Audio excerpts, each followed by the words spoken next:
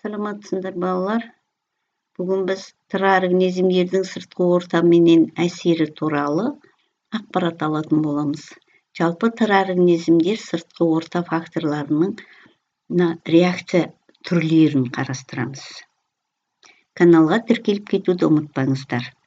Оған таксистер, трапезмдер, настиялар, нутациялар деген ұғымдарды қарастыратын боламыз. Жаңа айтып кетті, сыртқы орта мен ағзалар тығыз байланысты. Мына жерде өсімдіктер және жануарлар, одан балық қоршаған орта менен тығыз байланысты өмір сүреді. Сондықтан осылардан сол ағзаларға әсер ететін факторлар бар. Сол факторларға бұлар жауап қайтару арқылы қозғалыс жасайды.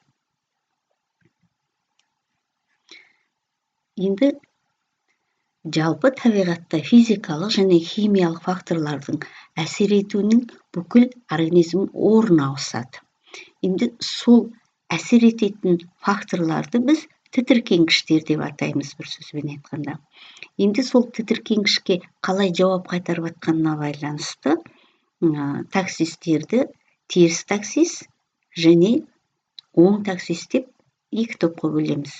Егерде тітіркенгіштен басқа жаққа қарай бағытталса, онда теріс таксис болып аталады.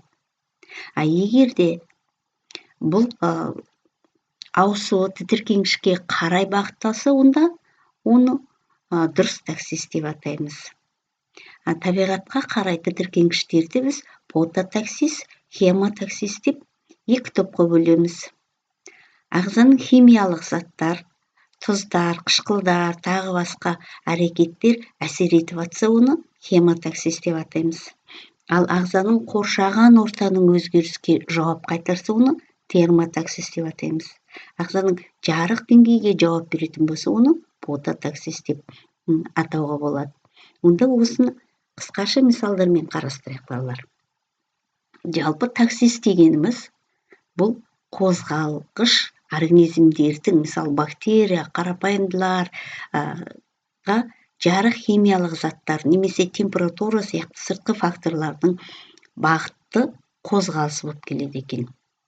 Мысалы хемотаксис, бактериялардың қоректік заттар көп шоғырланған жерге қарата қозғалады. Мысалы қант молекуласы бар жерге қарата олар жылжу үдерісін айтуға болады. Және де фототаксис, жарыққа қарай қозғалатын организмдер, мысалы суда тіршілік ететін эвглена жасушалары жарыққа қарай қозғалады. Себебі олар күндіз жарықта фотосинтез үдерісі арқылы қоректік заттар жиналады. Және де мына жерде өздеріңіз көріп тұрғандай амеба жалған аяқтар арқылы қозғалады. Егер микроскопта бір тамшы суға ішінде тұщы судан амебаны көрсек, жанына таза су қойсақ, егер ол ащы судан таза суға қарата жылжу әрекетті жасайды.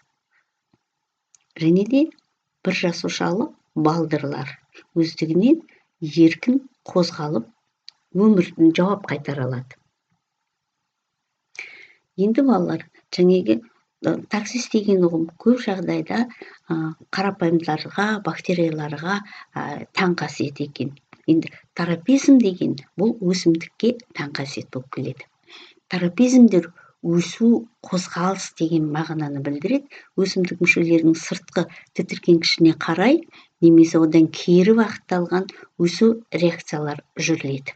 Ол реакциялардың және тітіркенгіштік әсері қалай болуы, факторлар қалай болып атқанына байланысты біз фототрофизм, геолотрофизм, геотрофизм, гидротрофизм, хемотрофизм деп бірнеше топтарға бөлуге болады. Бұлар да дұрыс және теріс трофизм деп бөлінеді. Және де мына жерде өздеріңіз көріп тұрғандай, мына фотосуреттерде біздің мектептегі гидропоника кабинетінде өскен өсімдіктер қандай жарыққа қалай бағытталады, олар қалай өседі, осыған байланысты біз мектептің балалары зерттеу жұмыстар жүргізеді. Енді басқа мектептерде осыған қызығушылық болса, және жас мұғалімдер гидропоника кабинетін қалай ашуға болады, қалай зерттеу жұмыстар жүргізуге болатын болса, осы жерде кері байланыс жасап, менің почтама хабарлама жазуға болады. Енді міне көріп отырсыздар, фототрофизм, геотрофизм, термонастия, сейсмонастия деген ұғымдардың суреттерін көріп тұрсыз. Фото күнге тікелей бағыштау, гео дегеніміз жерге қараты топыраққа қарай бағытта өсу. Мына жерде гүлдің жылуға, жәнегі температураға байланысты ашылу, жабылу үдерісі, және де мына жерде өздеріңіз көріп тұрсыздар, бунақ денелердің қоректенуге байланысты олар келген кезде бұл өсімдік жабыла қалады. Бұл сейсмонастия деп атауға болады. Енді тропизм өсімдіктердің әртүрлі бағытына қарай өсімдік мүшелерінің өсуі мен жасушалардың бөліну жылдамдығына байланысты екенін біз түсіндік, балалар. Бұларға да тартылу күшінің бағытына және қарсы бағытына қарай, жаңа суретте көрдік, химиялық заттардан, ылғалдылықтардан әсер ету көптеген факторлар болады екен. Енді фототрофизм өсімдік жарыққа қарата бағыттайтынын көрдік, және гелотрофизм өсімдік мүшелерінің орналасу тәулік бойынша жарық көзіне байланысты өзгеруін қарастырдық. Сондықтан да гелотрофизм настияның бір түрі ретінде қарастыруға болады. Фототрофизм, гелотрофизм екеуінің енді қандай айырмашылықтар? Фототрофизм өсімдіктің жарық көзінің қатысты өсуі, гелотрофизм өсімдік мүшелерінің тәулік бойынша жарық көзіне байланысты өсуі, өзгеруі.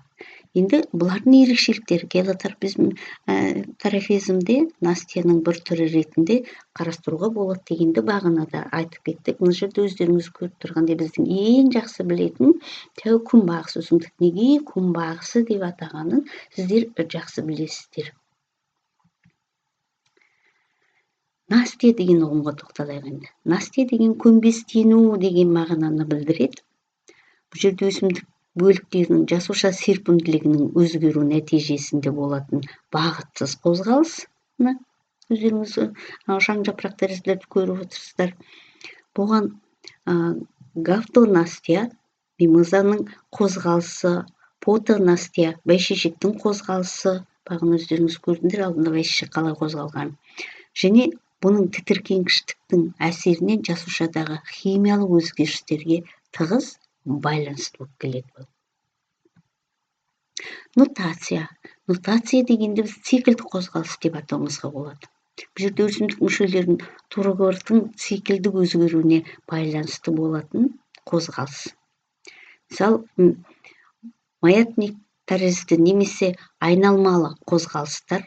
Бұл жерде маятник деген қозғалысымыз өсімдіктің ұшының немесе өркендерінің тербелмелі қозғалысы, мысалы лианалардың немесе өрмелегіш өсімдіктердің тірек іздеу сабақтарының баяу әрі дөңгелек қозғалыспен айландырады.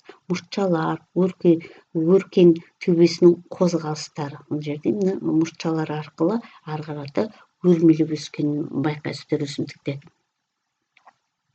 Енді соңғысы енжар қозғалысы. Бұл жерде өлі ұлпалардың құрылымының сыртқы орта өзгерісіне байланысты болатын қозғалыстар. Бұл негізгі себебі ылғалдылықтың өзгеруі. Мысалы, бұған қарағай немесе шырша бүрлерінің жабылып ашылуына айтуға болады. Бұл жерде ылғалдылық болған кезде бұл жабылу үдерісі жүріледі. Сабағымызды қорытындылай келе, біз бүгін нені білдік? Енжар қозғалыс, нутация, настия, трофизм, таксистер деген ұғымдарды түсіндік.